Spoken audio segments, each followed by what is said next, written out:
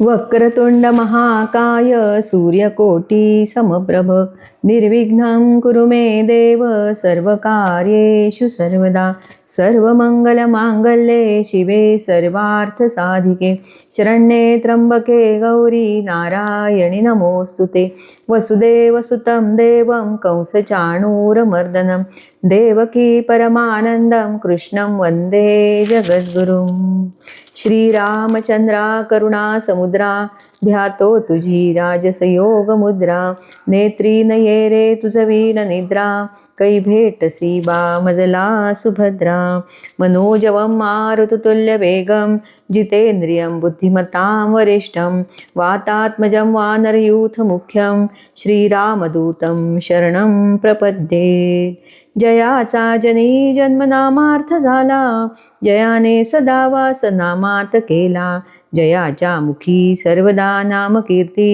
नमस्कार त्या सद्गुरु श्री ब्रह्मचैतन्यमूर्ती गुरुर्ब्रह्मा गुरुर्विष्णू गुरुदेवो महेश्वरः गुरु साक्षात परब्रह्म तस्मै श्री गुरवे नमः.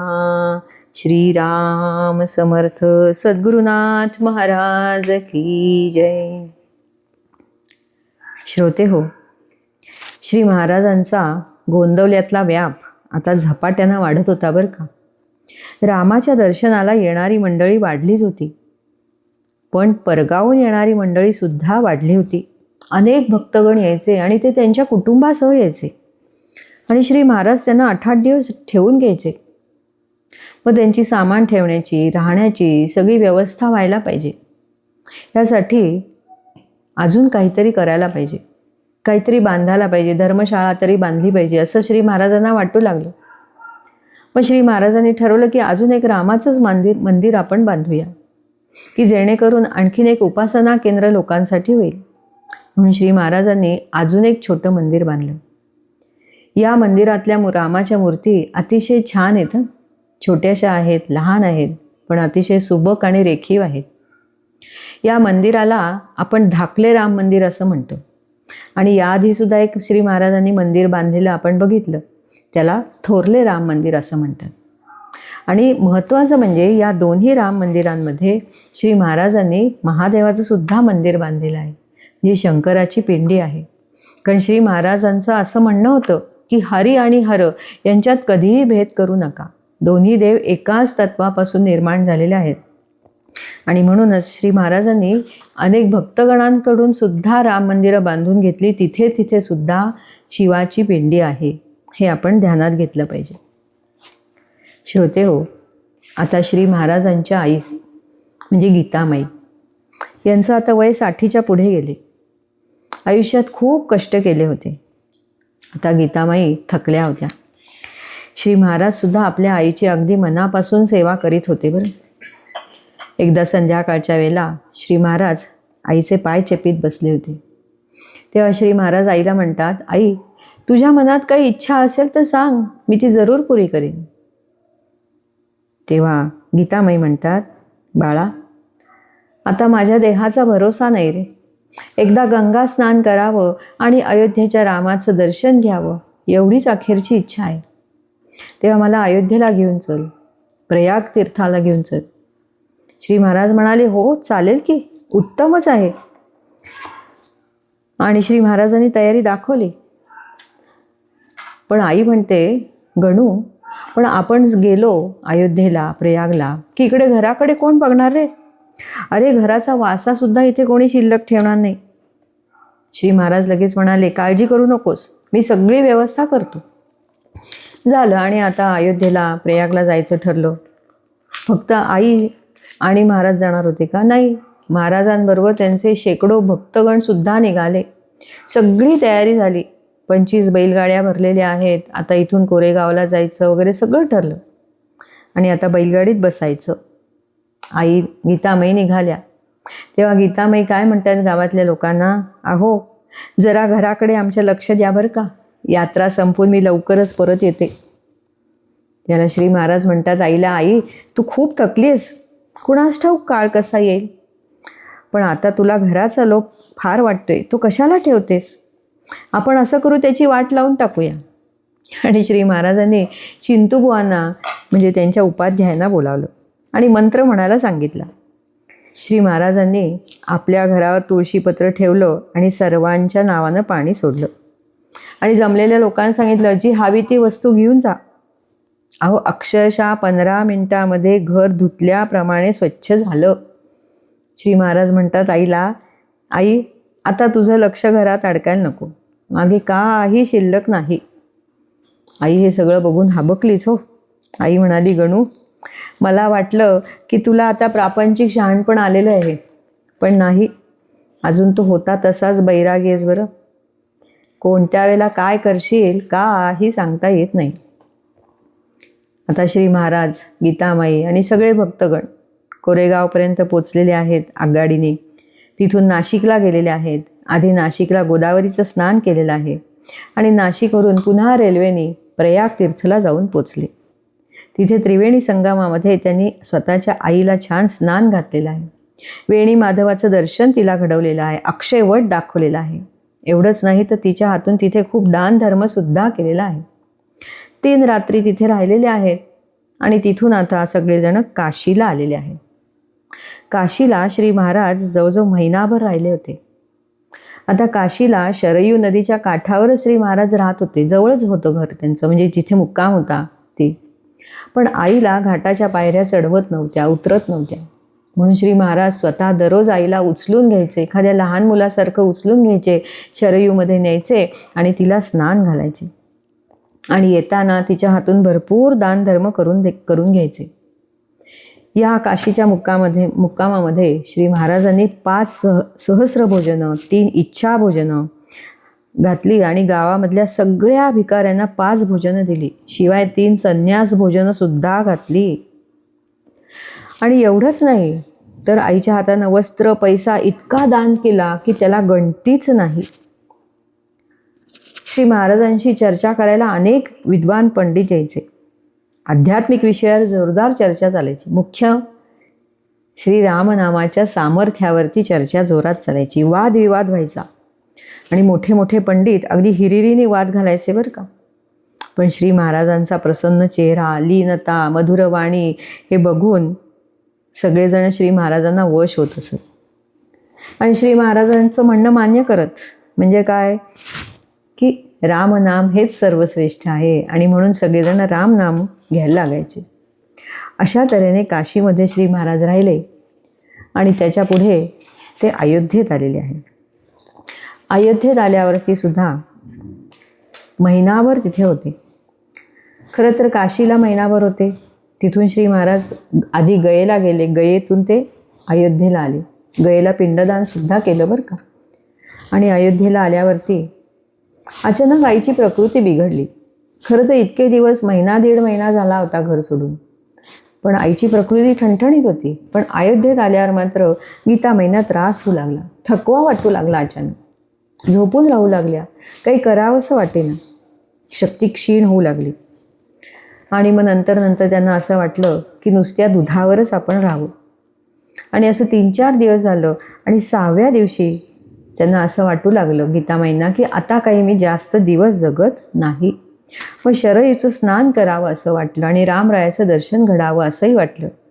म्हणून श्री महाराजांनी आईला एखाद्या लहान मुलासारखं उचललं, शरयूमध्ये स्नान घातलं आणि तिला शरयूच्याच काठावरती बसवलं, घाटावरती बसवलं. एक गादी बसायला दिली, मागे टेकायला तक्त्या दिला आणि आईला सांगितलं, आई गादीखाली भरपूर धन ठेवलेलं आहे, तू भरपूर दानधर्म कर, येणाऱ्या जाणाऱ्या सगळ्यांना तू दानधर्म कर. आईने गादीखाली हात घातला तर मुठभर मोहरा आल्या. आईला आश्चर्यच वाटलं. जो येईल त्याला गीतामाई दान करत होत्या. मुठमुठ सोनं, मुठमुठ मोहरा देत होत्या. अनेक भिकारी आले, अनेक विद्वान पंडित आले, कितीतरी ब्राह्मण आले. सगळ्यांना आईनं भरपूर दानधर्म केला. गादीखाली हात घातला की भरपूर धन यायचं. आईला आश्चर्य वाटलं. ती म्हणाली, अरे गणू, हे काय आहे? मी जेव्हा जेव्हा हात घालते गादीखाली तेव्हा धनच आहे. किती धन आहे या गादीखाली? अरे त्यावेळेला श्री महाराज म्हणतात, अगं आई, तुझ्या उशा खालून धनाची गंगा वाहते बरं, तू कशाला काळजी करतेस? दे, तुला किती हवं तेवढं दे, असं श्री महाराज आईला म्हणतात. आणि आई म्हणते, गणू, ही विद्या तुझ्याकडे आहे हे मला आधी माहिती नव्हतं रे. तेव्हा श्री महाराज काय म्हणतात, अगं आई, अशा विद्येचा उपयोग स्वतःसाठी करायचा नसतो आणि म्हणूनच तुला हे आधी सांगितलं नाही. आणि अशा तऱ्हेने श्री महाराजांनी आईकडून मनसोक्त दानधर्म करून घेतला. आणि आईला, रामरायाला मोठा त्या दिवशी प्रसाद दाखवला, आईला प्रसाद खाऊ घातला. आणि दुपारी विश्रांती झाल्यावर आईला विचारलं, आई, आता अजून काही तुझी इच्छा शिल्लक आहे का? आई म्हणते, नाही रे बाबा, आता काही इच्छा शिल्लक नाही, फक्त राम राम म्हणत तुझ्या मांडीवर मला जाऊ देत, एवढीच एक इच्छा आहे. दुसऱ्या दिवशी सकाळी गीतामाईंनी श्री महाराजांच्या मांडीवर शांतपणे आपला देह ठेवला आणि राम राम म्हणत त्यांनी देह ठेवला. खरोखरच श्री महाराज एवढे धैर्याचे पर्वत. पण आईचा शेवटचा श्वास संपल्यावर, आई तू गेलीस ना, असे शब्द त्यांच्या तोंडातून आले आणि डोळ्यातून अश्रुधारा वाहू लागल्या.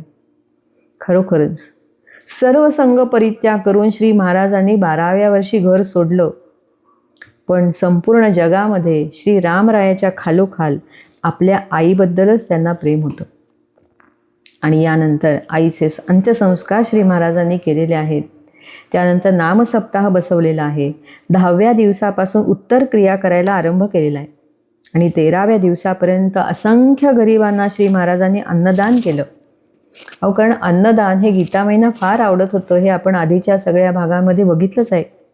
श्री महाराजांनी 100 गायी दान केलेल्या आहेत, 100 वैदिकांना वस्त्र पात्र दिलेली आहेत, 100 सुवासिनींना लुगडी दिली, गावातल्या प्रत्येक भिकाऱ्याला एक एक घोंगडी दिलेली.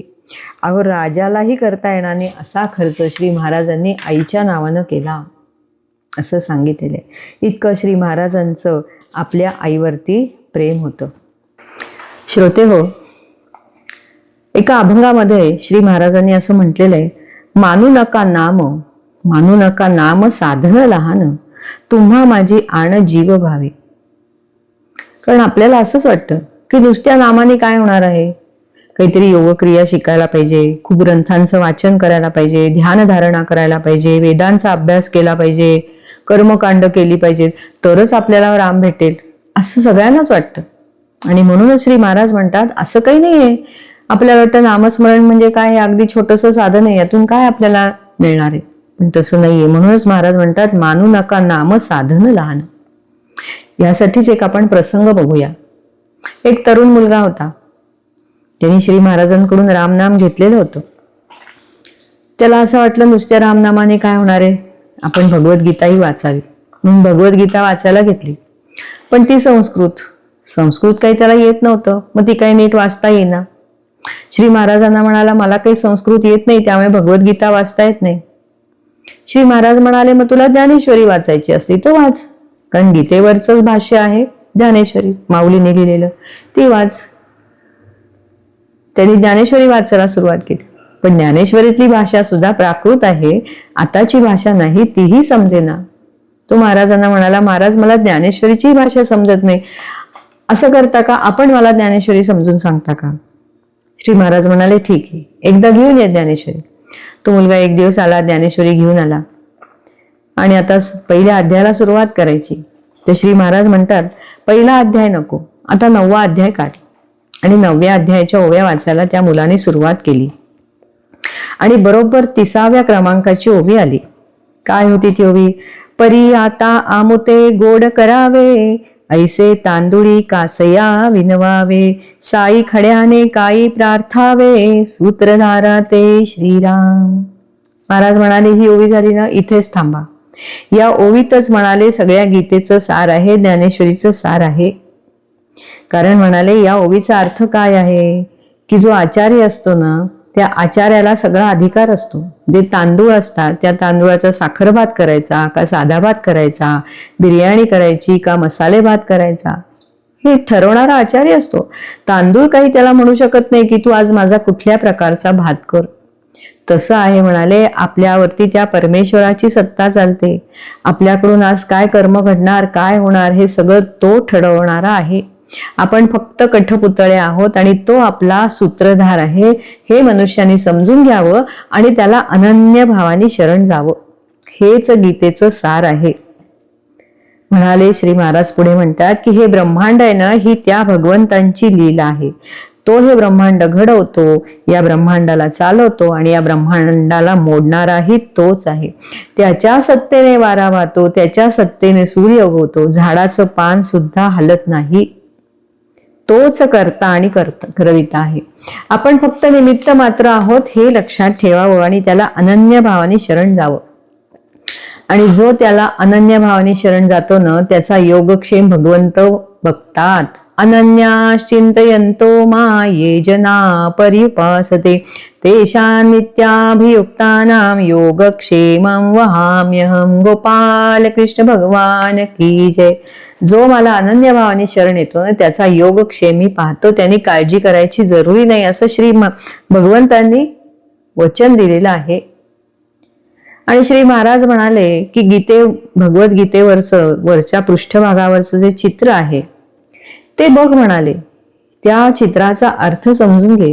काय चित्र आहे की रथ अर्जुनाचा आहे, पण त्या रथाचे जे दोऱ्या आहेत त्या दोऱ्या त्यांनी भगवंतांच्या हाती दिलेल्या आहेत. म्हणजेच भगवंतांना त्यांनी आपलं सगळं काही अर्पण केलेलं आहे की देवा, तुम्ही माझ्या इंद्रियांचे दोरे हातात धरा. माझं काही नाही, मी तुम्हाला अनन्य भावाने शरण आलो आहे. माझा रथ तुम्ही जिथे न्याल तिथे जाईल. अशाच पद्धतीनं आपण सुद्धा करायचं आहे. आपला हा जो शरीररूपी रथ आहे, याची जी इंद्रिय आहेत, या इंद्रियांची दोऱ्या भगवंतांच्या हातात देऊन मोकळं व्हायचं आहे. मग अर्जुनाने रथ त्या भगवंतांच्या ताब्यात दिला. त्यामुळे काय झालं, त्याची सतसत विवेक बुद्धी जागी झाली, त्याच्या मोहाचा नाश झाला आणि तो युद्धाला प्रवृत्त झाला. भगवंताने त्याला त्याचा स्वधर्म दाखवून दिला आणि युद्धामध्ये अर्जुनाचा रथ जय झालेला आहे. श्रोते हो, असं सगळं आहे. आणि म्हणूनच म्हटलेलं आहे की आपण सुद्धा भगवंतांना एकच प्रार्थना करावी. देवा, तुम्ही अर्जुनाच्या रथाचे सारथी झालात ना, त्याचप्रमाणे माझा शरीररथ पण तुम्हीच चालवा. आपण माझे स्वामी आहात. या भटकणाऱ्या इंद्रियांना तुम्ही प्रतिबंध करा. इंद्रिय रूप घोड्यांचा सांभाळ तुम्ही करा आणि माझं रक्षण करा. आणि माझे एकच मागणं आहे, देवा, तुझं नाम माझ्या मुखात यावं. यापेक्षा दुसरं काहीही सार नाही. अध्यात्माचं सार हे एकच आहे की भगवंतांची सत्ता आपण ओळखावी. तो करता करविता आहे हे आपण लक्षात ठेवावं. आणि हे श्री महाराजांनी अगदी सोप्या भाषेत सगळ्यांना समजावून सांगितले. श्री महाराज असं सांगायचे, ज्याची जशी पात्रता आहे ना, त्याप्रमाणे श्री महाराज त्याला हे तत्वज्ञान सांगायचे. एकदा असं झालं की एक योगी आला होता. त्यावेळेला श्री महाराज इंदूरमध्ये होते. तो योगी होता, त्याला गिरनारला तो गेला होता. गिरनारच्या एका योग्याने अनेक योगक्रिया त्याला शिकवल्या, पण ब्रह्मांडी प्राण कसे स्थिर करायचे ही योगक्रिया मात्र त्या योग्याला सांगितलं. म्हणजे गिरनारचे जे त्याचे शिकवणारे गुरु जे होते त्यांनी सांगितलं की ही जी प्रक्रिया आहे ही तू इंदूरला गोंदवलेकर महाराज आहेत त्यांच्याकडे जाऊन शिक. म्हणून तो योगी आता इंदूरला आलेला आहे.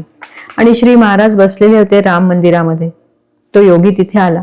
त्यांनी बघितलं श्री महाराजांना की हेच ते गोंदवलेकर महाराज, यांच्याकडूनच मला ती योगक्रिया शिकायची. पण श्री महाराजांच्या भोवती सगळ्या स्त्रियांचा, मुलांचा, प्रापंचिक लोकांचा सगळा गराडा होता. महाराज त्यांच्याशी बोलत होते. तो म्हणाला, हे काय आहे, मी सुद्धा एक योगी आहे. मी स्त्रियांच्या नजरेला नजर सुद्धा देत नाही, त्यांच्याकडे बघत सुद्धा नाही, आणि हा मनुष्य स्त्रियांमध्ये बसलाय. हा काही माझा गुरु होणं शक्य नाही. खरोखरच श्री महाराजांची अवस्था ना आपण सामान्य लोक जाणू शकत नाही. त्याचप्रमाणे हा योगी सुद्धा श्री महाराजांना जाणू शकला नाही. महाराजांचं वर्णन केलंय की नाही, तो मुलांमध्ये असे तो स्त्रियांमध्ये बसे, तो मुलांमध्ये असे तो स्त्रियांमध्ये बसे, पण ऐसा निर्विकारी कधी नाही पाहिला, श्री ब्रह्म चैतन्यासारिखा नाही पाहिला. मुलांमध्ये बसलेले असायचे, स्त्रियांमध्ये असायचे, पण महाराज निर्विकार होते. अहो, स्त्री पुरुष हा भेद त्यांच्याकडे नव्हताच. ते सगळ्याच्या अतीत गेले होते, त्रिगुणाच्या अतीत गेलेले होते. त्यामुळे ते निर्विकारीच असायचे. पण महाराजांचं हे महात्म्य, मोठेपणा, थोरपणा या योग्याला काय माहिती. तो योगी म्हणला, माझं काही इथे काम होणार नाही. आणि त्या योग्याने रामाला नमस्कार केला आणि तिथून निघाला. श्री महाराज सगळंच काही जाणत होते. त्यांनी अंतर्ज्ञानाने ओळखलं की हा योगी इथे का आलेला आहे. आणि त्यांनी काय केलं, सगळे जे आजूबाजूला बसलेले लोक होते, प्रापंचिक लोक होते, स्त्रिया होत्या, मुलं होती, त्या सगळ्यांनी सांगितलं की तुम्ही आता घरी जा, तुमचं काम झालं. सगळे निघून गेले. आणि श्री महाराज त्या योग्याला म्हणतायत, काय म्हणतायत योग्याला, की म्हणाले, तुमचा काहीतरी प्रश्न आहे, तो प्रश्न तुम्ही घेऊन आलायत ना, काय प्रश्न आहे सांगा तरी, बघू मला काही येतं का. मी तर फक्त नाम घेणार आहे, मला काहीच येत नाही, पण प्रश्न तरी ऐकूया. त्याला त्या योग्याने प्रश्न विचारला की ब्रह्मांडी प्राण कसे स्थिर करावे. श्री महाराज म्हणाले, मला यातलं काही येत नाही, माझ्या सद्गुरूंनी मला राम नाम दिलं, मला काही योगक्रिया जमत नाही. पण म्हणाले, ही आमची 10 वर्षाची गोदू आहे ना, ती गोदू तुम्हाला सगळ्या क्रिया करून दाखवेल. आणि श्री महाराजांनी तिच्या मस्तकावर हात ठेवला. ती गोदू छोटीशी 10 वर्षाची मुलगी पद्मासनात बसली आणि तिने सगळ्या क्रिया व्यवस्थित करून दाखवल्या. आता हा योगी अक्षरशः आश्चर्यचकित झाला, अचंबा वाटला की ही मुलगी, या मुलीचं हे सामर्थ्य नाहीच, हे सामर्थ्य कुणाचं आहे, श्री महाराजांचं आहे. आणि त्यांनी श्री महाराजांच्या चरणी लोटांगण घातलेलं आहे. श्री महाराजांना म्हणाला की आपण कमलपत्राप्रमाणे आहात, आपल्याला सगळं काही येतं, आपल्याला सगळं ज्ञान आहे, पण तुम्ही दाखवत नाही. आणि श्री महाराजांनी त्याला नाम घ्यायला सांगितले. त्याला पटलं ते, पण त्याच्या मनात नामाबद्दल काही शंका होत्या. त्या योग्याने श्री महाराजांना विचारल्या. त्या योग्याने असं विचारलं की खरं तर योगक्रियेतूनच ध्यान लागतं, समाधी लागते, मग नाम तुम्ही का घ्यायला सांगता. योगक्रियाच करायला पाहिजे सगळ्यांनी, त्यातूनच मुक्ती आहे. नामातून मुक्ती मिळणार आहे का, भगवंतांशी जोडले जाणार आहेत का लोक, मग का तुम्ही त्यांना नाम घ्यायला सांगताय. त्यावेळेला श्री महाराज म्हणाले, तुमचं म्हणणं अगदी बरोबर आहे, पण असं आहे की योग मार्ग अतिशय कठीण आहे, तो सामान्य लोकांना जमणारा नाहीये. कारण योग मार्गामध्ये इंद्रियांवरती संयम ठेवावा लागतो, मनावरती संयम ठेवावा लागतो, आणि हे अतिशय महाकठीण काम आहे. पण म्हणाले, उलट नामसाधनेतून काय होतं, तर म्हणाले, ज्या वेळेला मनुष्य राम नाम घ्यायला लागतो किंवा कुठल्याही त्याच्या आराध्य देवतेचं नाव घ्यायला लागतो, त्यावेळेला त्याच्या डोळ्यासमोर त्याची आराध्य देवता उभी राहते, त्याचं रूप त्याच्या डोळ्यासमोर येतं आणि ते रूप त्याच्या चित्तात ठसायला लागतं आणि मुखामध्ये त्या आराध्य देवतेचं नाम पण असतं. आणि ही प्रक्रिया किंवा ही क्रिया तो जेवढी जास्तीत जास्त वेळा करील ना, त्यावेळेला काय होतं, हळूहळू त्याच्या चित्तातली जी विषय वासना आहे, त्या विषय वासना अतिशय सूक्ष्म असतात, त्या विषय वासना हळूहळू त्या नामामुळे हळूहळू बाहेर पडायला लागतात. आणि ते जे रूप त्याच्या ध्यानात असताना ते रूप हळूहळू त्याच्या चित्तावरती ठसा उमटवू लागतं आणि हळूहळू तो त्या रूपाशी आणि नामाशी एकरूप होऊन जातो, नामीशी एकरूप होऊन जातो. आणि यातूनच हळूहळू त्याचं ध्यान लागतं आणि ध्यान लागता लागता एक दिवस समाधी पण लागते. म्हणजेच तो त्याच्या आराध्य देवतेशी जोडला जातो. आणि जोडला जाणं म्हणजेच काय, योगच आहे, योग साधला जातो. आणि त्यावेळेला त्याला ज्ञान होतं, त्याला ब्रह्मज्ञान होतं, ब्रह्मविद होतो तो, ब्रह्म जाणणारा तो ब्रह्मविद. मी आणि ब्रह्म यात भेद नाही असं त्याला ज्ञान होतं. असं श्री महाराजांनी अगदी छान समजून सांगितलं आणि हे त्या योग्याला पटलं. खरोखरच श्रोते हो, नामातूनच आपल्याला हे सगळं करता येणं शक्य आहे. म्हणून या कलियुगामध्ये रामनामच आपल्याला सांगितले. आणि यासाठी अजून एका भक्ताचा आपण प्रसंग बघूया की रामनामाने तो एखाद्या योगक्रिया करावी अशा पद्धतीने त्याचे प्राण त्याच्या देहातून बाहेर पडलेले आहेत. असं सांगितलेलं आहे की पुण्यामध्ये एक पोतनीस नावाचे गृहस्थ होते. ते श्री महाराजांचे भक्त होते, नेहमी गोंदवल्याला यायचे. महाराजांकडून त्यांनी रामनाम घेतलं होतं. 24 तास रामनामाचा जप त्यांच्या मुखात असायचा. पुढे काही दिवसांनी त्यांना अर्धांग वायू झालेला आहे आणि आता अर्धांग वायू झाल्यावरती त्यांना महाराजांकडे आणलेले, गोंदवल्याला आणलेलं आहे आणि महाराजांपुढे निजवलेलं आहे. तेव्हा श्री महाराज त्यांना म्हणतायत, रामरायानं आपलं कल्याण केल्यावर का, मागे कशाकडे बघू नका, कसली आठवण करू नका, फक्त राम राम म्हणा. आणि बापूसाहेबांनी खरोखरच श्री महाराजांच्या चरणाला नमस्कार केला आणि मुखाने राम राम म्हणत होते. श्री महाराजांनी आता रात्र झाली म्हणून दोघा तिघांना पोतनीसांजवळ बसायला सांगितलं आणि सांगितलं की यांची टाळू फुगायला लागली की मला लगेच बोलवा. आणि मध्यरात्र होऊन गेली. पोतनीसांची टाळू जी असते मस्तकावरची ती हळूहळू फुगायला लागली. त्यावेळेला श्री महाराजांना तिथे बोलावलं. श्री महाराजांनी पोतनीसांचं मस्तक आपल्या मांडीवर घेतलं, रामरायाचं तीर्थ त्यांच्या तोंडात घातलं, तुळशीचं पान ठेवलं. आणि त्यावेळेला श्री महाराजांचे एक भक्त आहेत वामनराव, त्यांनी जवळ बोलावलं आणि म्हणाले, वामनराव बघा, अहो काय योग्यतेचा हा जीव आहे पहा, टाळू फुगून वर आली. आणि एकदा पोतनीसांनी श्री महाराजांकडे बघितलं आणि टाळू फुटून त्यांचं प्राणोत्क्रमण झालेलं आहे. श्री महाराज काय म्हणाले? महाराज म्हणाले, योगी लोक देह ठेवतात ना त्याप्रमाणे आज यांनी प्राण ठेवलेले आहेत. बघा, अर्धांग वायू यांना झालेला होता. म्हणजे योगाभ्यास करणं शक्य होतं का? कदापि नाही. पण केवळ अखंड नामस्मरणाच्यामुळे यांचं प्राणोत्क्रमण एखाद्या योग्याप्रमाणे झालेलं आहे. खरोखरच त्या योग्यतेला हे जाऊन पोचलेले आहेत. म्हणजे नामात एवढं सामर्थ्य आहे. आणि म्हणून श्री महाराज म्हणाले की ज्याला नामाची चटक लागली ना त्याच्या रामरायाची कृपा झालीच म्हणून समजा. पण श्री महाराजांचं असं एक सांगणं होतं बरं का, आपल्याला सगळ्यांना फार महत्वाचं आहे की जो नाम घेतो ना त्यांनी सदाचरणानेच राहिलं पाहिजे, त्याचं आचरण उत्तमच असलं पाहिजे असंही सांगितलेलं आहे. एकदा असं झालं की काही भक्तगण मंदिरात बसलेले होते. त्या दिवशी होता दसरा. सगळ्या लोकांनी विचारलं, महाराज आज दसरा आहे, दशहरा आहे. पूर्वीच्या काळी सगळे राजे सीमोल्लंघन करायचे म्हणून या दसऱ्याचं महत्व होतं. आता काय दसऱ्याचं महत्व आहे? आम्ही फक्त दसऱ्याच्या दिवशी गोडधोड खातो, चांगले चांगले कपडे घालतो, वस्त्र घालतो, एवढंच करतो.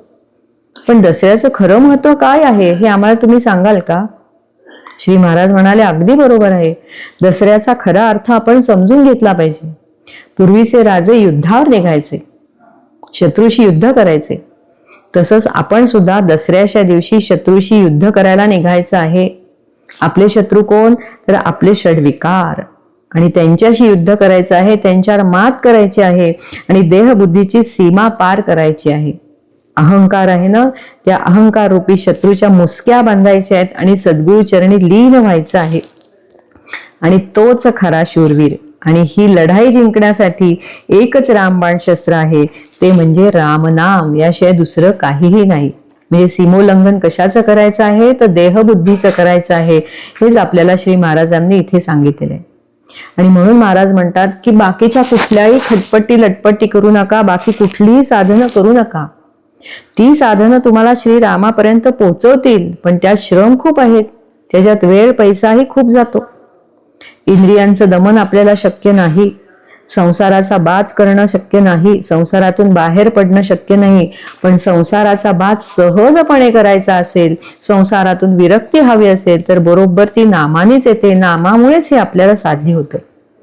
एकदा जो मनुष्य नामाला लागला ना त्याच्या मनात कधीही क्रोध येत नाही. हळूहळू त्याचा क्रोध कमी होतो, आसक्ती कमी होते संसारातली, कुठल्याही वस्तूबद्दलचा लोभ नाहीसा होतो, मोह नाहीसा होतो आणि चित्ताची शुद्धी होते आणि त्याच्या मनाला समाधान मिळतं.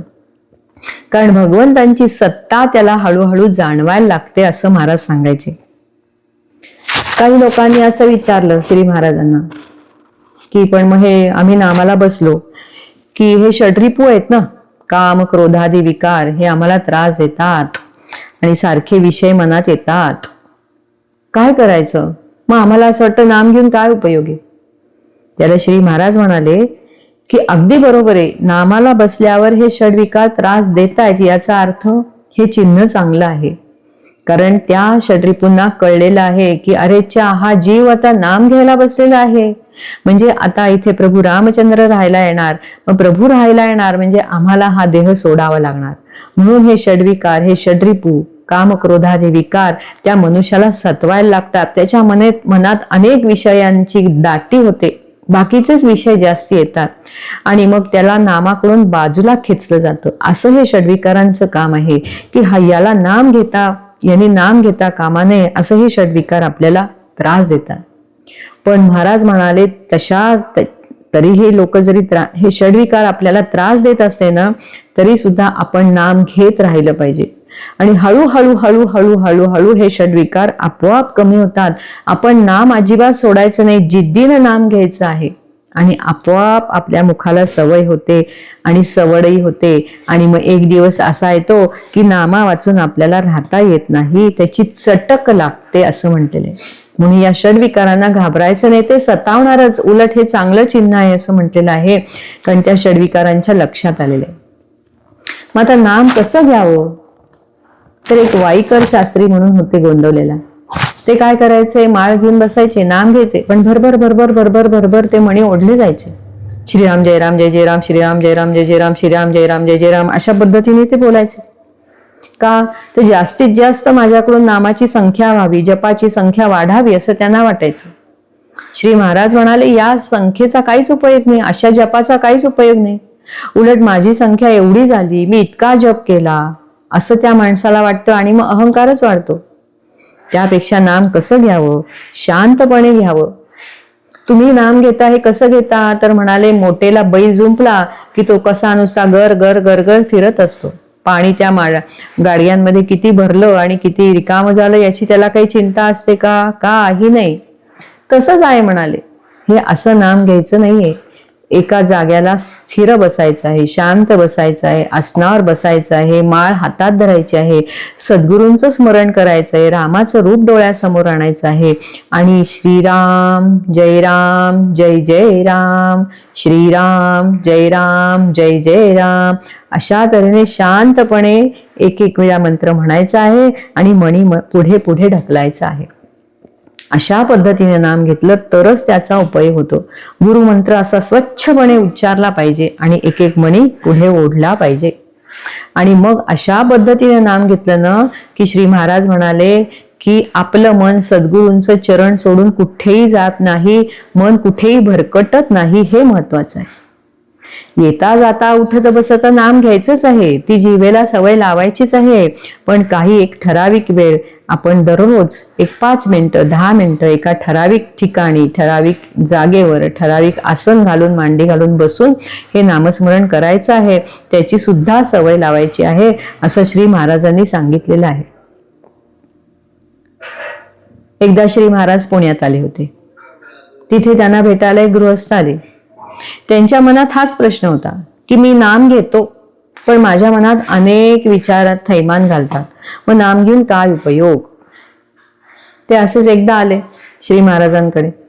श्री महाराजांनी म्हटलं किती वेळ लागला तुम्हाला तुमच्या घरापासून इथे यायला लागला. ते म्हणाले मला अर्धा तास लागला. मग म्हणाले रस्त्यात लोक होती का, जात येत होती का. हो म्हणाले पुष्कळ लोक येत होती जात होती. मग ती लोक जाईपर्यंत तुम्ही थांबलात का. नाही म्हणाले ती लोक जात येत होती, मी तसाच पुढे पुढे आलो, माझ्या वाटेने वाट काढत काढत तुमच्या पर्यंत आलो.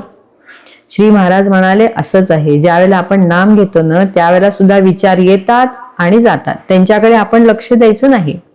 ज्याप्रमाणे तुम्ही रस्त्यावरच्या लोकांकडे दुर्लक्ष केलं, त्यांच्याकडे बघितलंही नाही, ते येत होते जात होते, ते कोण आहेत काय आहे त्याची चौकशी केली नाही आणि थेट माझ्यापर्यंत येऊन पोचलात, त्याच पद्धतीने नाम घ्यायला लागल्यावर विचार येतील, त्या विचाराशी आपण थांबायचं नाही, तो विचार पुढे जाऊ द्यायचा, दुसरा येईल त्यालाही पुढे जाऊ द्यायचा, त्या विचारावर अजून विचार करायचा नाही. आणि अशा तऱ्हेने हे विचार येतील आणि जातील आणि एक दिवस सगळे विचार यायचे थांबतील, अजिबात बंद होईल असं सांगितलेलं. आणि फक्त मुखात नाम असेल आणि मन प्रभूच्या चरणी असेल.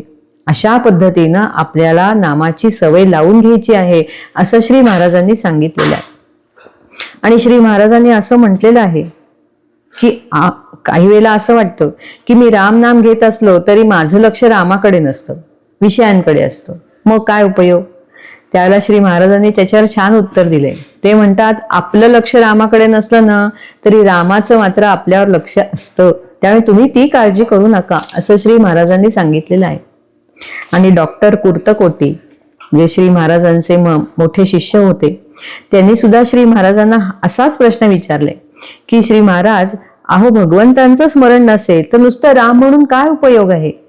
त्यावेळेला श्री महाराजांनी खूप छान सांगितले. ते म्हणाले की मुखातून जो शब्द बाहेर येतो ना, त्याचं स्मरण आधी झालेलं असतं. त्याचं स्मरण जर झालं नसेल तर मुखातून शब्द बाहेर येतच नाही. बघा ना, कित्येक वेळेला असं होतं की आपल्याला एखाद्या व्यक्तीचं नाव पटकन आठवत नाही आणि जोर आठवत नाही तोवर तोंडातही येत नाही. तसंच आहे म्हणाले की आपल्या मुखातून नाम ज्या वेळेला बाहेर येतं त्यावेळेला लक्षात घ्यायचं की रामाचं स्मरण कुठेतरी आज झालेलं आहे. परावाणीपाशी ते रामाचं स्मरण झालेलं आहे.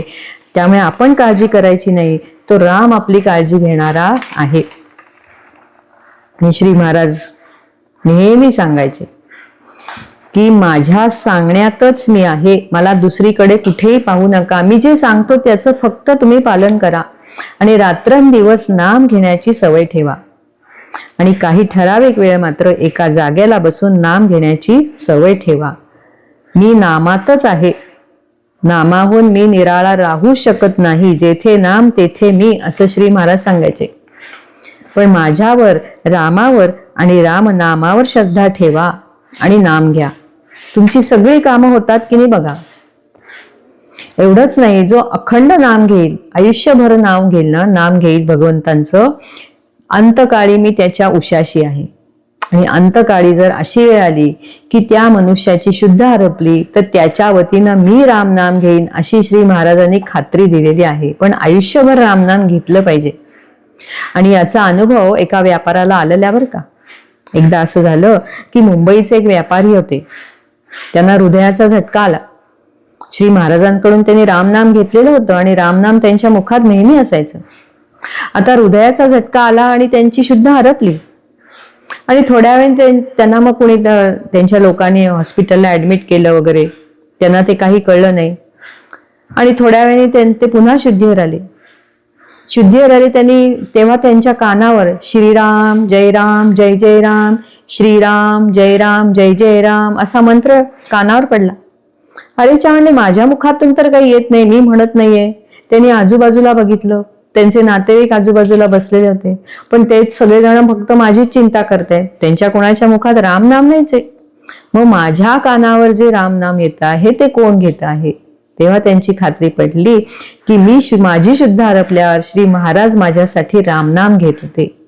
आणि म्हणून ते व्यापारी असं म्हणले की आता मला अंतकाळाची काळजी नाही, कारण माझा जेव्हा अंतकाळ येईल त्यावेळेला श्री महाराज माझ्या वतीनं रामनाम घेतील, ही खात्री त्याला पटलेली आहे. असे श्री महाराज आपल्याला खात्री दिलेली, वचन दिलेलं आहे की मी तुमचा अंतकाळ साधून देईन. एकदा असं झालं की एक गृहस्थ होते, त्यांनी महाराजांकडून रामनाम घेतलेलं होतं आणि त्यांचं निधन झालं. पण निधनाच्या आधी त्यांनी मुलाला सांगितलं होतं की माझ्या अस्थी शरयूमध्ये विसर्जन करायच्या, अयोध्येच्या शरयू नदीत विसर्जन करायच्या. मुलांनी वचन दिलं होतं. आणि आता त्या गृहस्थाचं निधन झालं. मग आता त्यांचे अंत्यसंस्कार करायला त्यांना स्मशानभूमीपर्यंत नेलेलं आहे.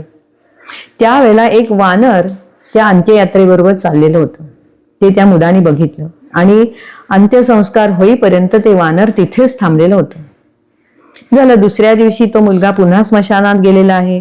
आपल्या वडिलांच्या अस्थी तिथून घेतलेल्या आहेत आणि घरी आलेला आहे. आणि आता काही जेव्हा सवड होईल त्यावेळेला अयोध्येला जाऊ आणि शरयू नदीमध्ये या अस्थी आपण विसर्जन करू असं त्यांनी ठरवलं. म्हणून त्या अस्थी त्यांनी खिडकीच्या बाहेर बांधून ठेवल्या. दुसऱ्या दिवशी उठून बघतो तर त्या अस्थी तिथे नाहीत. कुठे गेल्या? आता काय करायचं? माझ्या वडिलांची अखेरची इच्छा पूर्ण कशी होणार? मग त्यांनी श्री महाराजांना विचारलं. तेव्हा श्री महाराज म्हणाले, अंत्यसंस्काराच्या वेळेला जे वानर होतं ना, त्या वानरांनीच त्या अस्थी नेलेल्या आहेत. तुम्ही काही त्याची काळजी करू नका, कारण आता त्या अस्थी शरयूमध्ये नक्की विसर्जित होणार आहेत. म्हणजे श्री महाराजांनीच त्या मनुष्याची शेवटची इच्छा पूर्ण केलेली आहे असं समजायला हरकत नाही. श्रोते हो, आपल्याला श्री महाराज रामनाम घ्यायला सांगतात. आणि खरं तर महाराज म्हणजे काय, सगळ्याच्या आतीच आहेत, गेलेले होते. परब्रह्म परमात्माचे. त्यांना नाम घेण्याची जरुरी आहे का? काहीच नाही. पण तरी सुद्धा त्यांचं अजपाजप चालायचं बरं का. एकदा असं झालं की धाकल्या राम मंदिरामध्ये आरती चालू होती रामाची. आणि त्यावेळेला एका बाईच्या अंगात आलं महाराजांनी विचारलं, कोण आलंय, काय, तुम्ही कुठून, म्हणजे त्या अंगात आलेल्या बाईला विचारलं.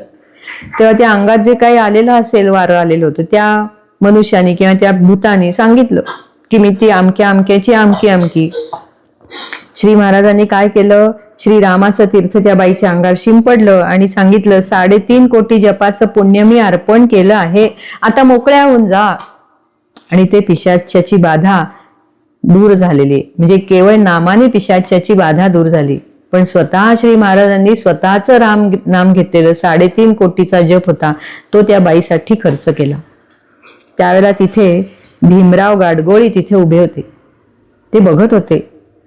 ते म्हणाले महाराजांना, महाराज आपण तर नेहमी या सगळ्या भक्तगणात बसलेले असतात, आपण केव्हा एवढा जप करता आणि आता आपल्याला जपाची काही गरज आहे का? त्यावेळेला श्री महाराज म्हणतात, अहो म्हणाले काय करायचं, तुमच्यासारखे अनेक भक्त असतात की ते जप करतच नाही, मग त्यांचा उद्धार कसा होणार, त्याच्यासाठी मला जप करावा लागतो. म्हणजे श्री महाराजांना आपली काळजी आहे आणि म्हणून श्री महाराज सतत जप करत होते. अशा तऱ्हेने नामच फक्त किती महत्वाचं आहे हे श्री महाराज सगळ्यांना सांगायचे. पंढरपूरला राम मंदिर आहे किंवा एक मठ आहे, त्या मठाचे जे मठाधिपती होते त्यांचं आडनाव होतं वलवणकर. त्यांच्याकडे अनेक लोक यायची, त्यांना वलवणकर सांगायचे रामनाम घ्या महाराजांनी सांगितलेलं. पण ती लोक त्या वलवणकरांना अनेक प्रश्न विचारायचे, रामनामावरती अनेक शंका विचारायच्या. त्याला वलवणकरांना काही त्याचं उत्तर नीट देता यायचं नाही, त्यांच्या शंकांचं निरसन करता यायचं नाही. म्हणून वलवणकरांनी एकदा श्री महाराजांना विचारलं की काय करू, तुम्ही जसं सांगता ना नामाचं महत्व, तसं मला सांगता येत नाही हो, काय सांगायचं त्यांना, मला तुम्ही जरा शिकवा. त्याला श्री महाराजांनी वलवणकरांना सांगायला सुरुवात केली. श्री महाराज म्हणाले, कसं असतं, सामान्य मनुष्य असतो ना, तो पापभीरू असतो, तो पापाला खूप घाबरतो.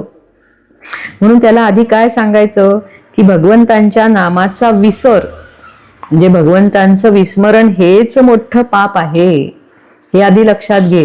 म्हणून म्हणाले त्याचं स्मरण तू कर, आणि त्याचं स्मरण करायचं असेल, भगवंतांचं स्मरण व्हावं असं वाटत असेल तर म्हणाले भगवंतांचं नाम हाच त्याला म्हणाले उपाय आहे, हेच साधन आहे. त्याने नाम घेत चला आणि नामामुळे बाकीची सगळी पाप भस्मसात होतात. माऊलीने म्हटले की नाही, तृण अग्नी मेळे समरस झाले, तैसे नामे केले जपता हरी. आणि काय म्हटलेलं आहे की तो जो नामधारक असतो त्या नामीशी एकरूप होऊन जातो. ज्याप्रमाणे गवत असतं, त्या गवतावर एखादी जळती काडी पडली तर त्या गवत त्या आगीशी एकरूप होऊन जातं, भस्मसात होऊन जातं, त्याप्रमाणे नाम घेणारा सुद्धा नामीशी एकरूप होऊन जातो, असं आपल्या माऊलींनी सांगितलेलं आहे. हरी उच्चारणी अनंत पापराशी जातील लयासी क्षण मात्रे. कितीही बापांच्या राशी असल्या ना तरी रामनामाने त्या क्षणार्धात नाहीशा होतात. आणि म्हणाले, बरीच लोक म्हणतात की आम्ही वेदाध्ययन करतो वगैरे, कशाला रामनाम घेत बसायचं, यातून काय साध्य होणार आहे. मग म्हणाले अशा वेळेला त्यांना सांगायचं, वेदाध्ययन करायला काहीच हरकत नाही, पण त्यासाठी आधी बुद्धी पाहिजे, माणसाला वेळ पाहिजे, पैसा पाहिजे, शिवाय वेद शिकवणारा शास्त्री चांगला मिळाला पाहिजे, तर त्या वेदांचं अध्ययन होणार. एक एक वेद शिकायला 12 वर्ष लागतात. पण नामाचं तसं आहे का, इथे बुद्धीची गरज नाही, वेगळा वेळ द्यायला लागतो का, नाही, कुठला पैसा खर्च होतो का, नाही, आणि कुणीही नाम घेऊ शकतो, नामाचा अधिकार सगळ्यांना आहे. आणि म्हणाले वेदाच्या आरंभी ओम हेच अक्षर येतं, हे एकाक्षर येतं ओम हे, आणि ओम हे त्या परब्रह्माचं वाचक आहे, म्हणजेच परब्रह्माचं नाम आहे. म्हणजे वेदांच्या मंत्राची सुरुवात सुद्धा नामानेच होते. मग काही लोकांना असं वाटतं की वेदांनी सांगितलेली कर्म करावीत, पण काय होतं, ती कर्म करता करता लोक कर्मकांडी होऊन जातात. म्हणजे असं म्हटलेलं आहे की कर्मटपणात त्यांचं पर्यवसान होतं. का? कारण ती कर्म करताना वेदांनी जे नियम घालून दिलेले आहेत ना, ते नियम पाळण्यातच त्यांचा वेळ जातो. आणि मुख्य हेतू काय, भगवंतांचं स्मरण, ते बाजूलाच राहतं आणि ते नियमच पाळत बसतात. त्यामुळे त्यांचा कर्मठपणा वाढतो. त्यासाठी श्री महाराजांनी फार छान उदाहरण दिले. म्हणाले गुलाबाची बाग फुलवलीये, गुलाबाची बाग फुलवलीये, आता त्या गुलाबाचं रक्षण करायला पाहिजे, म्हणून त्या गुलाबाच्या बागेच्या भोवती कंपाऊंड घातलेले, म्हणजे दुसऱ्या झाडांचं कंपाऊंड घातलेलं आहे, कुंपण घातलेलं आहे. पण त्या कुंपणाच्या झाडांनाच खत पाणी घालण्यात माळ्याचा वेळ जातो आणि आतले गुलाब सुकून जातात, हे त्याच्या लक्षातच येत नाही. तसं कर्माचं आहे. म्हणून म्हणाले त्या फंदात आपण पडू नये, आपण फक्त रामनाम घ्यावं. मग काही लोक म्हणतात तीर्थयात्रा करतो, काही हरकत नाही, तीर्थयात्रा जरूर करावी, पण त्यासाठी सुद्धा वेळ द्यावा लागतो, पैसा द्यावा लागतो, श्रम करावे लागतात, प्रकृती चांगली असावी लागते, वाहनाची चांगली सोय व्हावी लागते, सगळं काही अनुकूल असावं लागतं. हे जर अनुकूल होत नसेल तर तीर्थयात्रा आपल्याकडून घडणं अशक्य आहे. मग अशा वेळेला काय करावं, तर घर बसल्या नामस्मरण करावं, नामस्मरण करावं. ही बाकीची साधनं कशी आहेत म्हणाले, श्री महाराज उदाहरण देतात. ही बाकीची साधनं कशी आहेत म्हणाले, घराला कुलूप आहे तरी सुद्धा म्हणाले किल्लीने कुलूप न उघडता बाजूच्या भिंतीवरून आत उडी मारण्यासारखं आहे. मग बाजूच्या भिंतीवरून आत उडी मारली की हातपाय तुटण्याची शक्यता आहे की नाही, तशी बाकीची साधनं आहेत ती तुम्हाला मोक्षापर्यंत पोहोचवतीलच असं काही नाही. त्यात श्रम पैसा खूप वाया जातो. पण राम नाम हे कसं आहे, कुलपाला किल्ली लावून सहजपणे दरवाजा उघडतो ना, तसं रामनाम ही किल्ली आहे म्हणाले, सहजपर्यंत रामापर्यंत पोचणार आहे.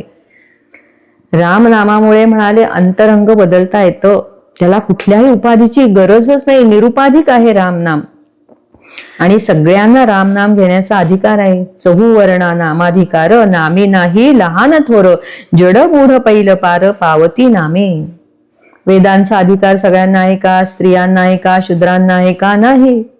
वेदांना सुद्धा अनेक नियम आहेत, हे आपल्याला शक्य नाही या कलियुगात. आणि मग श्री महाराज पुढे म्हणाले की मनुष्य या विषयांमध्ये अडकलेला असतो. भव म्हणजे विषय, आणि या विषयांमध्ये तो अडकतो. आणि हे विषय काय आहेत, देहाची गरज आहे. पण विषय जर जास्ती सेवन झाले तर त्यापासून रोग निर्माण होतात आणि या रोगात तो अडकतो. ही विषयांची आसक्तीत तो अडकतो, विषयांच्या भोगात अडकतो आणि म्हणून या भवरोगात तो अडकून पडतो आणि भवरोगाची बाधा त्याला होते. मग या विषयांची आसक्ती दूर कशी होणार, तर म्हणाले केवळ रामनामानेच मनातले विषय हळूहळू हळूहळू बाहेर पडतात. कारण विषयांची जी वासना आहे ती अतिशय सूक्ष्म आहे. त्या वासनेला, सूक्ष्म वासनेचा काटा काढायचा असेल तर म्हणाले त्याच्यासाठी सूक्ष्म अस्त्रच हवं. आणि ते सूक्ष्म अस्त्र कुठलं आहे, तर म्हणाले रामनाम आहे. काट्याने काटा काढावा लागतो. त्यासाठी श्री महाराजांनी एक खूप छान उदाहरण दिलंय. म्हणाले एका ठिकाणी एक मोठा साप निघाला आणि कुणीतरी माणूस ओरडायला लागला, साप साप साप साप, पळा पळा पळा पळा. आणि लोक त्याच्या पाठीमागे त्या सापाच्या मागे पळायला लागली. तो साप पटकन तिथे एक बीळ होते, त्या बिळात शिरला. आता याला कसं पकडायचं, त्याला मारला पाहिजे कारण तो परत वर येईल, पण तो आत जाऊन बसलेला होता. मग काही लोक म्हणाली अहो त्याच्यात गरम पाणी घाला, फिनेल घाला, मग ते त्याच्यापर्यंत पोचलं म्हणजे साप बाहेर येईल आणि त्याला मारता येईल. तसं आहे म्हणाले, ही सूक्ष्म वासना या देहात इतकी खोलपर्यंत जाऊन बसलेली आहे की त्या वासनेला बाहेर काढायचं असेल तर त्यासाठी सूक्ष्म अस्त्रच हवं. आणि ते सूक्ष्म अस्त्र आहे ते म्हणजे रामनाम असं सांगितलेलं आहे. श्री महाराज म्हणतात की परीक्षिताने कलीला अभय दिलं का, कारण या कलियुगामध्ये नामस्मरणानेच मनुष्याला मुक्त होता येतं, मोक्ष मिळतो. आणि जिथे रामनाम असतं ना तिथे कलीचा प्रवेश कधी होत नाही, तिथे भगवंतांचाच वास असतो असं सांगितलेलं आहे. म्हणून म्हणाले कलियुगात नामालाच महत्व आहे. नामस्मरे निरंतर ते जाणावे पुण्य शरीर, महादोषांचे गिरीवर राम नामे नासती असं म्हटलेलं आहे. म्हणून म्हणाले नामाबद्दलचं प्रेम वाढलं पाहिजे. आणि ज्याला नामाबद्दलचं प्रेम वाढलं ना तो संत झाला म्हणून समजावं. कारण त्याच्या मनाची शांती, समाधान हे कधीही ढळत नाही. त्याच्या मुखात जो राम नाम आहे ना तो त्याचं मन समाधानी राहतं. श्री महाराज असं म्हणतात की नामरूपी दोरी ज्याच्या हातात आहे ना त्याच्या हातात परमेश्वर आहे असं सांगितलेलं आहे. कारण असं आहे बघा, तो पतंग ती मुलं उडवत असतात तेव्हा त्या पतंगाची दोरी त्या मुलांच्या हातात असते. वारं आलं की तो पतंग इकडे इकडे असा भरकटायला लागतो. त्यावेळेला त्या पतंगाला आपल्या आवाक्यात आणायचा असेल तर तो दोर हातात असतो, तो गुंडाळायला सुरुवात करायची, म्हणजे मग तो पतंग आपल्या ताब्यात येतो, इकडे इकडे जात नाही. तसं आहे की भगवंताला जर आपल्याजवळ ठेवायचं असेल तर रामनामाची दोरी आपल्या हातात ठेवली पाहिजे. अशा तऱ्हेने श्री महाराजांनी खूप काही नामाबद्दल आपल्या वलवणकरांना सांगितलं की कशा पद्धतीने तुम्ही लोकांना सांगावं. एकदा असं झालं की श्री भाऊसाहेब कुबेर म्हणून नावाचे गृहस्थ होते. त्यांनी श्री महाराजांकडून रामनाम घेतलं होतं. ते गोंदवल्याला आले होते. ते भाऊसाहेब कुबेर श्री महाराजांना काय म्हणाले की महाराज मला एखादा नियम सांगा. श्री महाराज म्हणाले नियम कशाला पाहिजे, 24 तास राम नाम घ्यायचं तोच नियम पुरेसा आहे. नाही नाही म्हणाले, लौकिक जगात एवढे नियम आम्ही पाळतो हो की नाही. स्नान कधी करावं, जेवायचं कधी, जेवण उठायचं कधी, कामाला किती वाजता जायचं, किती नियमाने वागतो. मग परमार्थात सुद्धा असा एखादा नियम पाहिजे, सांगा आम्हाला एखादा नियम. श्री महाराज म्हणाले ठीक आहे, देतो तुम्हाला नियम.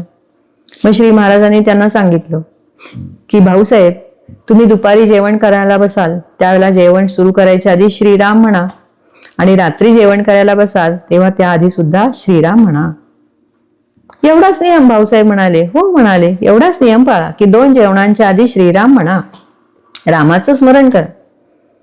भाऊसाहेब म्हणाले त्यात काय एवढं, मी स्वप्नात सुद्धा रामनाम घेत असतो, जेवणाच्या आधी मी नक्कीच घेईन, हा नियम माझ्याकडून सहज पाळला जाईल. ठीक आहे म्हणाले. 2-3 महिने भाऊसाहेब आपल्या घरी गेले. पुन्हा कधीतरी महाराजांना भेटायला आले गोंदवल्याला. श्री महाराजांच्या सगळं लक्षात असतं, कुणाला आपण काय सांगितलं काय नाही सांगितलं. आणि त्या दिवशी असं झालं की आता भोजनाची वेळ झाली होती, पानं वाढलेली होती, सगळे पदार्थ वाढून झाले आणि आता सगळे पानावर बसलेले होते. आता जेवायला सुरुवात करायची. एवढ्यात श्री महाराजांनी असा काहीतरी विषय काढला की त्याच्यावर जोरदार चर्चा सुरू झाली आणि जेवण जरा बाजूलाच राहिलं. आणि एक 5 मिनिटं गेल्यावर श्री महाराज म्हणतात, अरे चर्चा काय करत बसलात, पानावर बसलात, पानामध्ये सगळे पदार्थ वाढून झाले, चला चला सुरुवात करा. म्हणताना सगळ्यांनी भराभरा जेवायला सुरुवात केली. भाऊसाहेबांनी पण जेवायला सुरुवात केली. आणि श्री महाराज म्हणतात, भाऊसाहेब आता श्रीराम कधी म्हणणार, रात्रीच्या जेवणाच्या आधी का. त्यावेळेला भाऊसाहेबांच्या लक्षात आलं की आपण परमार्थातला नियम ठरवून काही उपयोग नाही, ते सगळं भगवंतांच्या हाती आहे. भगवंतांची कृपा असेल तरच परमार्थातला नियम आपल्या हातून पूर्ण होतो. म्हणून समर्थ रामदास स्वामींनी सुद्धा भगवंतांकडे प्रार्थना केलेली आहे. मनी वासना भक्ती तुझी करावी, कृपाळूपणे राघवे पुरवावी, वसावे मजांतरी नाम घेता, रघुनायका मागणे हेची आता. जय जय रघुवीर समर्थ. रामा तुझं नाम घ्यायची इच्छा आहे, तुझी भक्ती करायची इच्छा आहे, पण माझ्या मनात इतके विषय येतात की मी तुझं नाम घेऊ शकत नाही. तेव्हा तुलाच मी प्रार्थना करतो की तूच आता माझ्या हृदयात येऊन बस, या विषयांना बाहेर काढ आणि माझ्या मुखातून रामनाम येऊ दे. असं मागणं समर्थांनी सुद्धा केलेलं आहे. आणि असंच मागणं आपल्या नाथ महाराजांनी सुद्धा केलेलं आहे बरं का. ते असं म्हणतात, देवा माझे मन लागो तुझे चरणी, देवा माझे मन लागो तुझे चरणी, संसार व्यसनी पडून दी, संसार व्यसनी पडून दी. पायी तीर्थयात्रा मुखी राम नाम, पायी तीर्थयात्रा मुखी राम नाम, हाची माझा नेम सिद्धी जावो. नामस्मरण घडो संत समागम, नामस्मरण घडो संत समागम, वाऊगाची भ्रम नको देवा, आणि मागणे नाही नाही देवा, आणि मागणे नाही नाही देवा, एका जनार्दनी सेवा दृढ राहो, एका जनार्दनी सेवा, एका जनार्दनी सेवा दृढ राहो. देवा माझे मन लागो तुझे चरणी, संसार व्यसनी पडून दी. शांती ब्रह्मश्री एकनाथ महाराज की जय. नाथ महाराजांनी सुद्धा हेच मागणं मागितले, माझं मन तुझ्या चरणी लागू देत, या संसाराच्या व्यसनात, संसार रूपी संकटात पडू देऊ नकोस. माझ्याकडून पायी तीर्थयात्रा व्हावी, माझ्या मुखात रामनाम असावं, संत समागम माझ्याकडून व्हावा, असं माझं म्हणणं आहे. बाकी मला देवा काही नको, आणि मागणे नाही नाही देवा. अशा तऱ्हेने कुठलाही नियम जो परमार्थातला असतो तो भगवंतांच्या कृपेशिवाय आपल्याकडून पूर्णत्वाला जात नाही, हेच आपण लक्षात ठेवायचं. करता करविता भगवंतच आहे, आपण कोणी नाही, आपण फक्त निमित्त मात्र आहे. आपण फक्त इच्छा दर्शवावी. रामा, तुझं नाम माझ्या मुखात येऊ दे, तुझं रूप माझ्या ध्यानात येऊ दे. आणि श्री महाराज म्हणायचे की त्या रामाने, त्या परमात्म्याने आपल्याला सांगून ठेवले की तुला मी हवाय ना, तुला मी हवाय ना, मग प्रपंच, तुला जो मी प्रपंच दिलाय ना तो दक्षतेने कर, आणि त्याचं फळ देणार मी आहेच आहे, ही भावना तू मनात ठेव.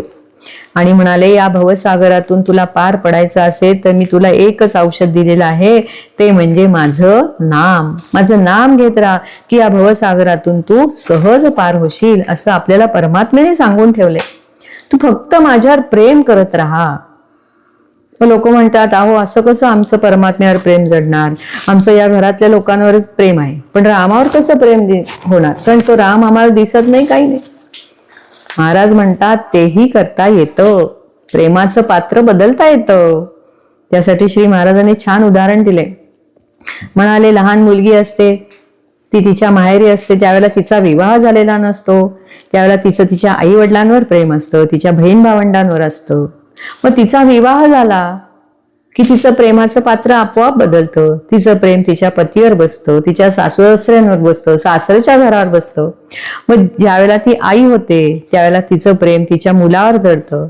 पतीवरचं प्रेम, पती हे पात्र होतं ते आता मुलावरती आता प्रेम जडलेलं आहे. आणि अशा तऱ्हेने पुढे नातवंडावर होतं. म्हणजे प्रेमाचं पात्र हे बदलता येतं. हळूहळू हळूहळू आपलं प्रेम रामाकडे आपण नेलं पाहिजे असं सांगितलंय. म्हणूनच म्हटलेले, प्रेमात राम रमतो, प्रेमाला मोल ना जगा माझी, हाची सुबोध गुरूंचा, गुरुरायाला तहान प्रेमाची. सद्गुरुनाथ महाराज की जय. त्या रामाला फक्त तुमचं प्रेम हवं आहे, बाकी काही नाही. भक्ती प्रेम हवं आहे, बाकी काही नको. जिव्हाळा हवा आहे, त्याचा तो राम झालाच म्हणून समजा. मग माणसं म्हणायची, तुम्ही म्हणतायत रामच सत्य आहे, परब्रह्म सत्य आहे, मग हा प्रपंच खोटा आहे का, हा मिथ्या आहे का, पण तो दिसतोय तर म्हणजे खोटा म्हणायचा का, मग तो करायचा नाही का? त्याला श्री महाराजांनी त्याला सुद्धा छान उत्तर दिले. म्हणाले, बरोबर आहे तुमचं की हा प्रपंच खोटा आहे का? नाही, तो देखील खोटा नाही आणि खरा देखील नाही. तो काय आहे तर मूळ स्वरूपाची म्हणाले तो सावली आहे, म्हणजे भगवंतांची सावली आहे, माया आहे. आणि या प्रपंचाला स्वतंत्र अस्तित्व नाही. बघा, आपली सावली असते, ती सावली स्वतःहून हालचाल करते का? कधीच नाही. आपण हात हलवला तर सावलीतला हात हलतो. तसं आहे हा प्रपंच, भगवंतांच्या अधिष्ठानावर चालतो, त्याला स्वतःला काही करता येत नाही. मग म्हणाले, या प्रपंच रूपी सावलीला काय होतं, या वासनेमुळे खत पाणी मिळतं. आणि ही वासना मनामध्ये इतकी हात रुतून बसते की तो जीव त्या वासनेमध्ये गुरफटून जातो. आणि त्या वासनेने गुरफटलेला हा जीव या वासनेतून बाहेर कसा येणार, या प्रपंचातून बाहेर कसा येणार, त्याच्यासाठी एकच उपाय आहे, तो म्हणजे रामनाम. या मनात ज्या वासना असतात ना, या वासनांमुळे, अपेक्षांमुळे, इच्छांमुळे आपण आपल्या मनाची शक्ती कमी करतो. श्री महाराज म्हणाले, मनाची शक्ती इतकी अफाट आहे, इतकी अफाट आहे की परमेश्वराच्या शक्ती पुढे मनाची शक्ती सुद्धा खूप आहे असं सांगितलेले, ती सुद्धा कमी पडेल. इतकी प्रचंड शक्ती आहे, पण आपण आपल्यामध्ये नेहमी भय ठेवतो, काळजी करतो, चिंता करतो, राग करतो, द्वेष, मत्सर करतो. त्यामुळे ती शक्ती आपणच वाया घालवतो.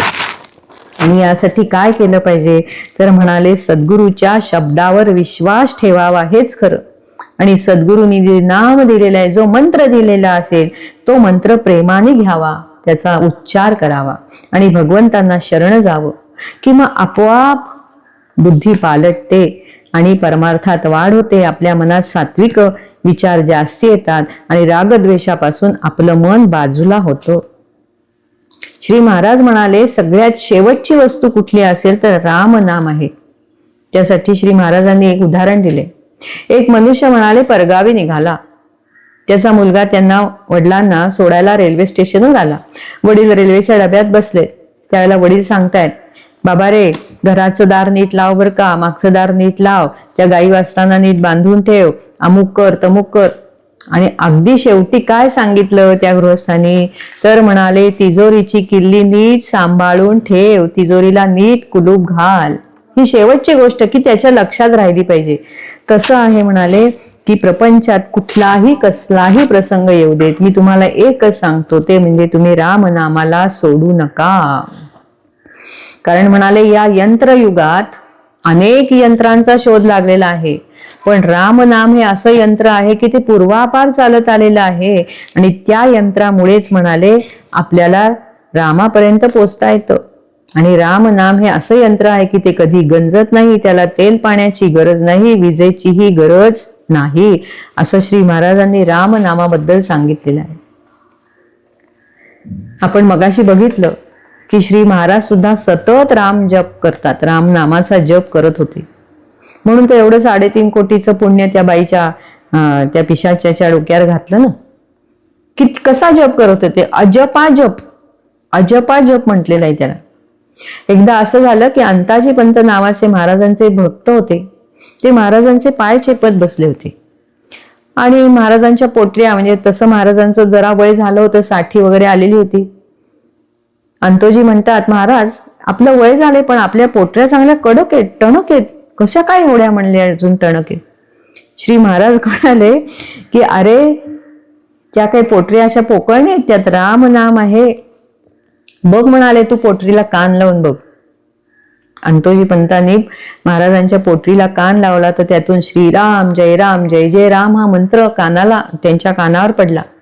मग पायाला, तळ पायाला कान लावला, तिथूनही हा मंत्राचा आवाज येत होता. हाताला लावला, दंडाला लावला, मस्तकाला लावला, छातीवरती डोकं ठेवलं, कान लावला, तिथे सुद्धा श्री महाराजांचा तिथून प्रत्येक ठिकाणून, प्रत्येक अणुरेणूतून, महाराजांच्या रोमारोमातून रामनामाचाच ध्वनी येत होता. याला अजपा जप असं म्हणतात. श्री महाराज म्हणाले हा काय अभ्यास 1-2 वर्षाचा नाहीये, अनेक वर्षांचा आहे, जन्माचा, या जन्माचा नाही, मागच्या अनेक जन्मांचा हा अभ्यास आहे. आणि अशा तऱ्हेने जर अभ्यास केला ना तर म्हणाले रोमारोमातून रामनाम येतं. आणि अशा या रामनामाला कुठली उपाधी लागत नाही, काळ वेळ कुठलाही बघून चालत नाही, कुठल्याही वेळी तुम्ही रामनाम घेऊ शकता. आणि स्थलाचं, देहाच्या अवस्थेचं बंधन नाही. बघा ना, तुम्ही एसटी स्टँडवर गेलाय, बसला आहात, एसटीला यायला वेळ आहे, मग काय इकडे इकडे बघत बसतात, बाकीचे विचार करताच ना, त्याऐवजी रामनाम घ्या. एसटी सुरू झाल्यावर त्यातही बसल्या रामनाम घ्यायला काही हरकत नाही. प्रवास करताना रामनाम घ्या, पोळ्या करताना रामनाम घ्या, कुठलंही काम करताना रामनाम घ्यायला काहीच हरकत नाही. त्याला अवस्थेचंही बंधन नाही. बसल्या ठिकाणी घेऊ शकता, उभ्याने घेऊ शकता, पळताना घेऊ शकता, झोपल्यावर सुद्धा रामनाम घेऊ शकता. आणि श्री महाराज म्हणाले काम करताना, कुठलंही काम करताना जर आपल्या मुखात रामनाम असेल ना तर आपलं काम व्यवस्थितच होतं. म्हणजे एखाद्या वेळेस ते काम करताना आपल्याकडून काही चूक झाली ना तर तो राम आहे ना, तो राम ती चूक सुधारतो, त्यातला दोष बाजूला करतो. आणि याचा अनुभव आलेला आहे बरं का गोंदवल्यातल्या त्या स्वयंपाकीन बाईंना. त्यांनी एकदा बासुंदी केली आणि ती बासुंदी आता होत आली, घट्ट होत आली, म्हणताना आता त्यात साखर घालायची म्हणून वरची बरणी काढली. पण आता साखरेची बरणी होती, म्हणजे बरणी होती, पण त्याच्या चुकून त्यांनी हिंगाचीच डबी काढली आणि हिंग चुकून ओतला. पण मुखामध्ये रामनाम होतो आणि हिंग टाकल्यावर लक्षात आलं, अरे बापरे, एवढ्या बासुंदीत आता हिंग पडला, आता या बासुंदीची चव कशी येणार, महाराज काय म्हणतील. पण असं झालं की मुखात सतत त्या गोदूताईंच्या रामनाम होतं, त्यामुळे ती हिंगाची एक गोळी झाली आणि ती गोळी पातेल्याच्या एका बाजूला तळाशी जाऊन बसली आणि बासुंदीमध्ये ती मिसळली गेली नाही. त्या बासुंदीची चव हवी तशीच झाली, उलट जास्ती मधुर झाली, कारण त्याच्यामध्ये रामनामाची गोडी होती. म्हणजे ज्या वेळेला आपण स्वयंपाक करताना किंवा कुठलंही काम करताना रामनाम घेऊ ना, त्यावेळेला म्हणाले आपल्या कुठल्याही कामात दोष राहत नाही असं सांगितलेलं आहे. आणि अशा तऱ्हेने अनेक प्रकारे श्री महाराजांनी रामनामाचा महिमा सांगितलेला आहे, भगवंतांच्या नामाचा महिमा सांगितलेला आहे. बघा ना, 365 प्रवचन आहेत रामनामावरतीच महाराज बोललेले आहेत. पण प्रत्येक प्रवचनात महाराजांनी वेगवेगळ्या पद्धतीनं वेगवेगळ्या प्रकारानं रामनामाचं महत्त्व सांगितलेलं आहे. हे आपण लक्षात घ्यायचं आहे. आणि असे आपले श्री महाराज केवळ रामनामाकरताच त्यांचा जन्म होता. रामनामच त्यांनी आयुष्यभर सगळ्यांना सांगितलेलं आहे. आणि आजच्या या भागामध्ये आपण इथेच थांबूया. आपल्याला जे आवडलं, योग्य वाटलं ते अर्थातच माझ्या सद्गुरूंनी माझ्याकडून वदवून घेतलं.